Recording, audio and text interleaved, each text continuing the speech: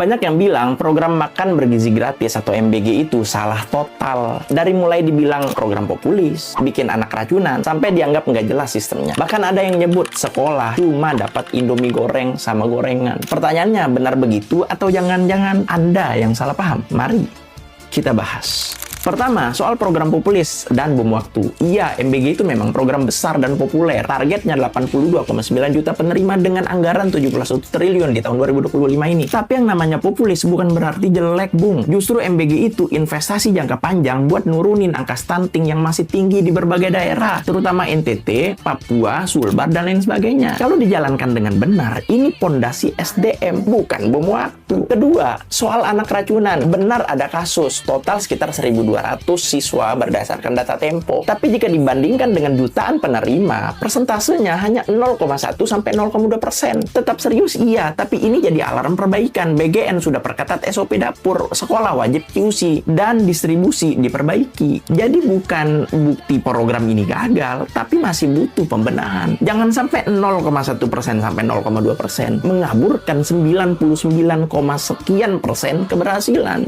Aduh, Anda ini benci atau nggak ngerti data dan fakta? Ketiga, soal sistem nggak beraturan dan BGN nggak bisa awasi luar Jawa. Faktanya, BGN lahir berdasarkan Perpres 83 tahun 2024. Mereka punya perwakilan di tiap wilayah. Ada dashboard monitoring, ada koordinasi dengan Dinas Pendidikan dan Dinas Kesehatan. Masalah di luar Jawa itu adalah soal SDM pengawas dan logistik yang belum merata. Jadi bukan soal berantakan, tapi memang masih bertahap karena sistemnya sedang diuji coba. Dan sudah ada sistem pengawasan dan lain sebagainya. Anda jangan menyangkal itu dong. Keempat, soal penyaluran harusnya lewat sekolah, bukan vendor. Lagi-lagi saya sudah jelaskan, di 2024 ada berbagai pertimbangan. Ada lewat orang tua langsung, ada lewat sekolah, ada lewat BGN. Dan yang paling minim risiko adalah BGN. Sekolah itu ada banyak masalahnya. Baik itu kesiapan sekolah, ataupun bahkan dana-dana yang selama ini lewat sekolah kayak PIP dan BOS yang tidak jelas pertanggungjawabannya. Ya kan? Ini juga perlu Anda lihat sebagai data valid. Coba deh, lihat kontennya Bro Ron soal PIP, itu banyak banget masalahnya. Atau anggota DPR dari fraksi Demokrat yang mengkritisi soal PIP. Itu fakta, bos. Fakta. Jangan pernah menyepelekan itu. Kelima, soal prioritas 3T bukan kota besar. Data BPS jelas, stunting tertinggi memang di 3T. Tapi kenapa mulai dari kota besar? Karena perlu uji coba sistem logistik dulu, bos. Lo ngerti sistem nggak sih? Kalau langsung ke 3T tanpa tes, bisa kacau. Kenapa bisa kacau? Karena sistemnya nggak bener. Belum dicoba dengan baik. Tapi ingat, target akhirnya tetap 82,9 juta penerima di seluruh Indonesia, termasuk 3T, dan sekarang sudah ke berbagai daerah 3T. Anda nggak lihat data ini? Keenam, soal sistem kerja nggak jelas, upah nggak dibayar, dapur tutup. Aduh, saya itu belum pernah mendapatkan data ini secara jelas. Yang saya tahu, pernah gagal bayar dari yayasan kepada vendor. Ingat, kita harus paham nih mekanisme pembayarannya. BGN bayar ke yayasan, yayasan bayar ke vendor. Nah, pernah ada memang itu di Pancoran, Jakarta Selatan. Pak, ini kan masalahnya di yayasannya. Negara kan sudah bayar ke yayasan. Evaluasi terhadap yayasan sudah dilakukan. Bahkan sudah dimediasi oleh BGN antara yayasan dan juga vendor. Dan itu masalah selesai. Terus terkait dengan Indomie, saya belum pernah mendapatkan data bahwa cuma dikasih Indomie. Itu data dari mana? Valid nggak? Kalau memang ada, coba buktikan ke saya. Seberapa besar, seberapa banyak, seberapa orang yang dirugikan. Karena yang jelas adalah, kalau memang itu ada, maka itu adalah pelanggaran SOP BGN. Standar menu MBG itu jelas 4